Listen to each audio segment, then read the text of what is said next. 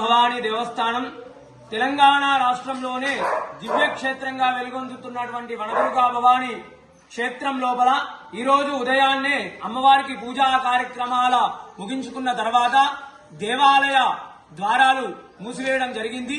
ఈ రోజు కేతుగ్రస్త చంద్రగ్రహణం కారణంగా అమ్మవారికి పూజా కార్యక్రమాలు ముగించుకొని ఆలయ ద్వారాలు మూసివేయడం జరిగింది. తిరిగి మర్నాడు రేపు ఉదయం అమ్మవారికి శుద్ధి సంప్రోక్షణ అనంతరము అమ్మవారికి జరిగేటువంటి నిత్య కైంకర్యాలు, అభిషేకము, అలంకరణ, సహస్రనామ కుంకుమార్చన, మహానివేదన, మంగళహారతి అనంతరము అమ్మవారి యొక్క దర్శనాలు భక్తులకు 8 గంటలకు కల్పించనున్నట్లు ఆలయ ఈవో వీరేశం సార్ గారు తెలిపారు. అదేవిధంగా మకా పుబ్బా నక్షత్ర జాతకులు, అదేవిధంగా కర్కాటక సింహరాశుల వారు ఈ యొక్క గ్రహణాన్ని చూడరాదు.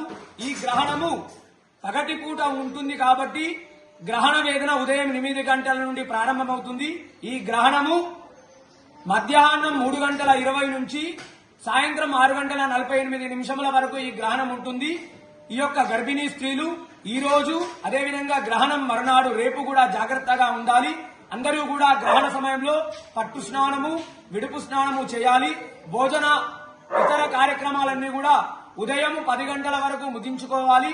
అందరూ కూడా అమ్మవారి నామాన్ని గ్రహణ కాలంలో అమ్మవారి నామమైనటువంటి శ్రీమాత్రే నమః అనే నామాన్ని జపించడం వల్ల మంచిది. వనదుర్గా మాతా